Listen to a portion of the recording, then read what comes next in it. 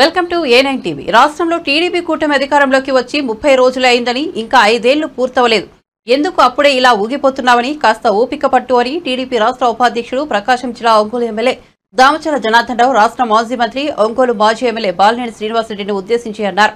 Ongole TDP కార్యాలయం ఎన్టీఆర్ భవన్లో జనసేన ఉమ్మడి ప్రకాశం జిల్లా అధ్యక్షుడు షేక్ రియాజ్ తో కలిసి జనార్దన్ రావు మీడియా సమావేశం నిర్వహించారు. ఈ సందర్భంగా ఆయన మాట్లాడుతూ 1000 కోట్లు సంపాదించి అప్పులు ఉన్న వాడిలాగా నటించవద్దని, ఎప్పుడు ఎక్కడ స్థలం కొన్నది అందరికీ తెలుసునని దామచర్ల అన్నారు.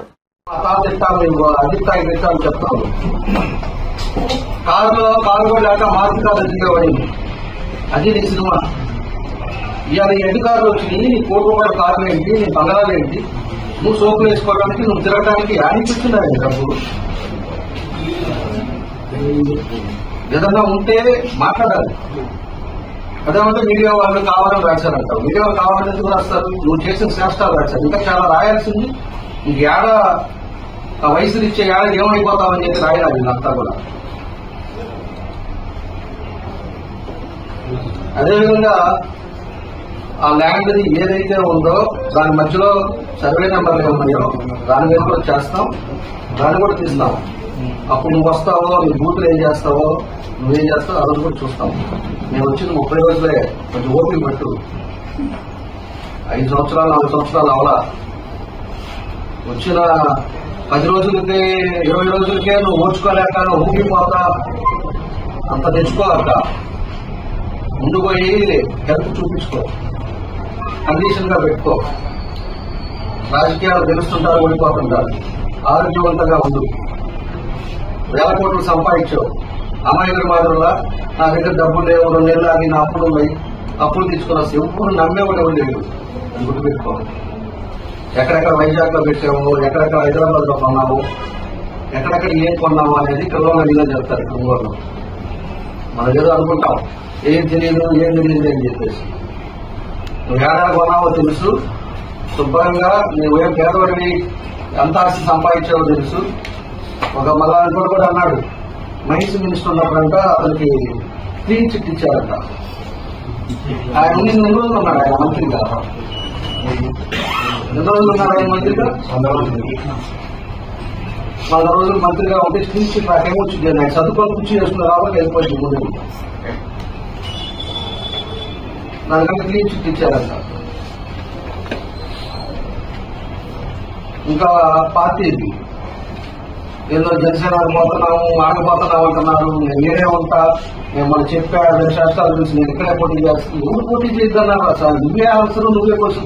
నువ్వు ఈడే ఉండు, ప్రతిరోజు ఈడే ఉండు, మీ కార్యకర్తలకు అండగా ఉండు, తిరుగు. నేను చేసేది కూడా చూడు. మేము ఎక్కడైనా ఒక తప్పు చేస్తే నవని నేను ఎవడు పొమ్మన్నాడు? మేమేమన్నా పొమ్మన్నావా? ఊళ్ళో పెట్టి ఎలవన్నావా? నువ్వు హైదరాబాద్ పొమ్మన్నావా? నువ్వు ఆడుకోవడానికో లేకపోతే నువ్వేదో చేసుకోవడానికో నువ్వు పోతా. దీనిలో మేమేదో బొమ్మన్నట్టు నేను ఈడే ఉంటా.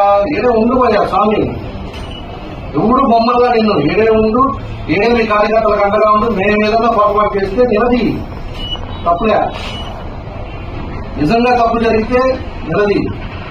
అపార్ట్మెంట్ నోటీస్ ఇచ్చారంటే డిపార్ట్మెంట్ వాళ్ళ పనులు చేస్తారు. రేపు మీ వాళ్ళని తీసుకెళ్లి లోపల పెట్టారంటే డిపార్ట్మెంట్ పని వాళ్ళు చేస్తారు. అంటే కొట్టి ఊళ్ళో పారిపోతే అవదది. దానికి ఎవరెవరు ఆ రోజు పనిష్మెంట్ అయ్యారో, ఎవరెవరైతే అతిగా చేసి కొట్టారో అన్ని వీడియో క్లిప్పింగ్స్, ఎవిడెన్స్ ఉన్నాయి. ఎలక్షన్ కోడ్ ఇవన్నీ ఉన్నాయి కాబట్టి మేము సైలెంట్ అయ్యాం. వాళ్ళు తీసుకెళ్లి పట్టుకెళ్తే నేను కావాలని పట్టుకెళ్ళానంటే అది మర్యాద కాదు. అది నువ్వు హాస్పిటల్ మీ కొడుకు వచ్చి ఊరితో వచ్చారు కదా, 400 మంది వేసుకొని. 400 మంది ఎవరికైనా ఉన్నా కూడా అందరూ ఊరుతారు. ఇట్లే వేసుకొని వచ్చి ఊరారు కదా. అవన్నీ వీడియో క్లిప్పింగ్స్ ఉన్నాయి. అవన్నీ కేసులు పెడతారు. చట్టం దాని పని చేసుకొని పోతుంది. దానికి ఏదో మేము చేసేది ఉండదు. దాంట్లో ఎవిడెన్స్ తోటి పోతారు వాళ్ళు కూడా. నా పోలీసు వాళ్ళు వచ్చారు, లేకపోతే అందుకని నేనేదో ఇచ్చారు అంటే నువ్వు నీ కొడుకు ఏ విధంగా దౌర్జన్యాలు చేశారో, ఏ విధంగా అవినీతి చేశారో, ఏ విధంగా ఎంతమందిని ఇబ్బంది పెట్టారో స్పష్టంగా ప్రజలకు అర్థమైంది. ఈ రోజుకి ఎలక్షన్ అయిపోయిన తర్వాత ఎవరైనా కూడా ఒకసారి ప్రక్షాళన చేసుకుంటారు. నన్ను ఇంత మెజారిటీతో ఓడించారు అంటే ఇంత తేడా ఎందుకుంది ప్రజల్లో? జిల్లాలోనే హైయెస్ట్ మెజారిటీ వచ్చింది అంటే మనం ఏం పాపం చేసాము, ప్రజలను ఎందుకు ఇబ్బంది పెట్టాము, లేకపోతే ఎందుకు నాకు ఇంత వ్యతిరేకత ఉందా అని చెప్పేసి ఎవరన్నా దాన్ని అవగాహన చేసుకొని దాన్ని ఏదో విధంగా దాన్ని ఎక్కడ పొరపాట్లు జరిగినాయో దాన్ని రెక్టిఫై అవుతారు. ఈ మనిషి ఇంకా నిజాయితీ పరువుని, మా కొడుకు బంగారం, మా కొడుకు అసలు ఏమీ తెలవదు, మా కొడుకు కావాలని చెప్పేసి ఆయన మీద వేస్తున్నారు, ఇవన్నీ మళ్ళా కూడా ఇంకా మాట్లాడుతున్నారు. ఇంకా ప్రజలను ఇంకా మాయ చేసి ఆ నాయకుల్ని, ఆ పార్టీ వాళ్ళని కూడా ఇంకా మోసం చేసే పరిస్థితిలో మాట్లాడుతూ ఉన్నారు. మేము ఆ రోజు మళ్ళా ఇంకోటి కూడా మాట్లాడాడు. ఈ నెల రోజుల్లోనంట 150 అపార్ట్మెంట్లకి మేము నోటీసులు పంపించామంట. నేను ఇప్పుడే కమిషనర్ దగ్గర నుంచి తెప్పించా. 95, 94 నోటీసులు ఇచ్చారు. అది అపార్ట్మెంట్లు కాదు, హౌసెస్ ఉన్నాయి, అన్ని ఉన్నాయి. వాళ్ళు దాంట్లో టీడీపీ వాళ్ళు ఉన్నారు, అది ఉన్నారు. వాళ్ళ ఫార్మాలిటీ ప్రకారంగా వాళ్ళు నోటీసులు ఇస్తుంటారు. దాంట్లో అంటే డబ్బులు తీసుకోవడానికి అంటనే ఏమన్నా మైండ్ నుండి మాట్లాడతారో లేకపోతే ఆలోచించి మాట్లాడతారో, వయసులో పెద్దోడు అయిపోయారు. అన్ని పచ్చి అబద్దాలు మాట్లాడి మాట్లాడి మాట్లాడి ఎన్ని మాట్లాడినా కూడా అబద్దాలు మాట్లాడటం, మళ్ళీ ఏం తెలియదు అంటాం. నెల రోజుల్లో నోటీసులు ఇచ్చేదేంటి, వాళ్ళ దగ్గర డబ్బులు తీసుకునేదేంటి? ఎవరన్నా ఒక్కడి దగ్గర డబ్బులు తీసుకున్నారా? ఎవరన్నా ఒక్కడన్నా బెదిరించావా? ఆ రోజు గొడవలు తీసుకొచ్చింది నువ్వు.